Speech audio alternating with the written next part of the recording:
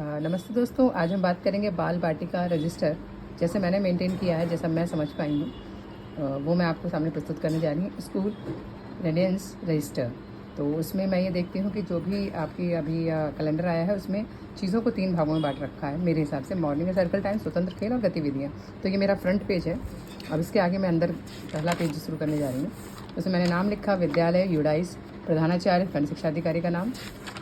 फिर उसके बाद मैंने बच्चों के जो विवरण है विद्यार्थियों का, उनका नाम, माता पिता का नाम, उनकी डेट ऑफ बर्थ क्या है, कब उनने एडमिशन लिया है, उनकी कास्ट क्या है, सब चीज़ें एक मेंटेन कर रखी है।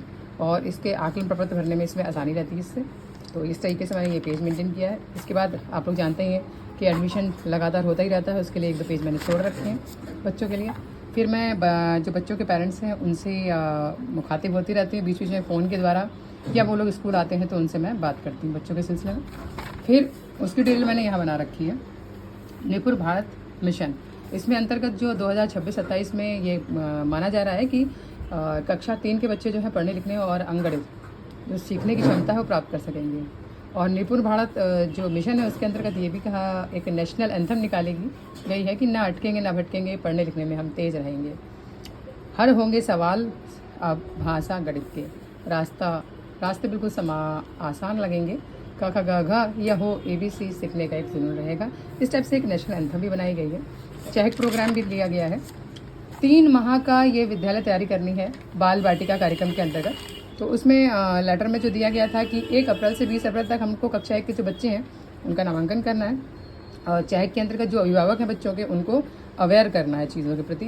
25 अप्रैल से 20 मई तक कक्षा 1 में विद्यालय गतिविधि कैलेंडर में दिए गए सप्ताह 1 और 2 और 3 उनकी गतिविधि का संचालन करना है। उसके बाद हम लोग का ग्रीष्मकालीन अवकाश पड़ जाना है 15 जून तक। फिर 16 जून से 25 जून तक जो आपके 3 सप्ताह का हम लोगों ने गतिविधि कराई, इसका रिपीटिशन होगा।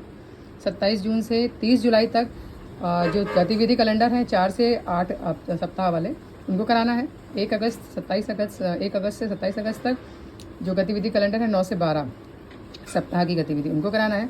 5 सितंबर से 15 सितंबर यानी कि हमारे जो शिक्षक दिवस से लेकर 15 सितंबर तक जो बच्चों ने काम किया है इन 12 हफ्ते में, उनके बारे में अभिभावक को बताना है। और चहक का ये द्वितीय चरण शुरू हो जाएगा इसमें।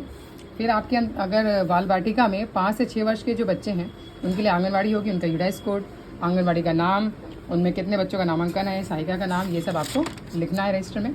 तो इसके आगे चलते हैं। तो निपुण भारत सूची, उसमें दक्षताएं होती है, 2 ही विषयों पर ज़्यादा फोकस किया गया है, गणित और भाषा। तो निपुण जो भारत सूची है उसमें दक्षताएं बाल वाटिका कक्षा 1 के लिए 6 दी गई हैं। और जो भाषा है उसमें बाल वाटिका में और कक्षा 1 के लिए भाषा को 3 टाइप से बताया गया है कि मौखिक भाषा, पढ़ना, लेखन, दोनों में कक्षा 1 और बाल वाटिका के लिए। तो उसको मैंने यहाँ मेंशन किया हुआ है।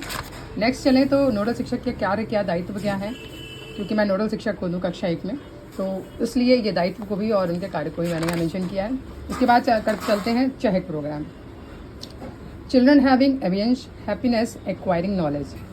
जो ये 3 माह के स्कूल रेंजर्स बाल वाटिका कार्यक्रम की जो उपयोगिता है उसके बारे में अभिभावक को हमको जागरूक करना है। उसको उद्देश्य को पूरा करने के लिए 2 चरण बनाए गए हैं।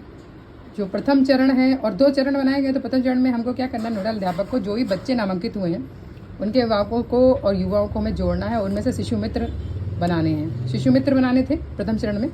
और शिशु मित्र बनाने के लिए सबसे ज़्यादा इम्पोर्टेंस जो दी जाएगी माताओं को दी जाएगी, ये बताया गया था। और उनको क्या दायित्व दिए जाएंगे कि अभिभावक जो हैं बच्चों को रेगुलर स्कूल भेजें और जो भी गतिविधि कराई जा रही है अभिभावक बच्चों से पूछें कि क्या क्या गतिविधि कराई जा रही है। द्वितीय चरण में होना है कि जो 12 सप्ताह के बाद, प्रथम चरण में ये था कि जो 12 सप्ताह आपके प्रोग्राम होंगे उनके पे ही चर्चा की जाएगी, एजेंडा जो निकाला जाएगा प्रथम चरण के लिए। और जबकि द्वितीय चरण में ये होगा कि जो 12 सप्ताह में जो भी गतिविधियाँ कराई गई हैं और कक्षा 1 के बच्चों के साथ, उनका आकलन किया जाएगा। और उनकी जो पेरेंट्स हैं पेरेंट्स को उनके बच्चों के बारे में प्रगति बताई जाएगी कि पहले वो क्या बच्चे थे, अब क्या हुए हैं, क्या उन्होंने प्रोग्रेस रिपोर्ट की है। जो चहक के ये 2 प्रोग्राम है, प्रथम चरण और द्वितीय चरण। इसके आगे चलते हैं। अब निपुण भारत के कुछ लक्ष्य हैं, भाषा गणित पर फोकस किया गया है। बाल वाटिका के कुछ लक्ष्य हैं, कक्षा 1 के लक्ष्य है, मैंने रजिस्टर में मेंटेन किया है ये।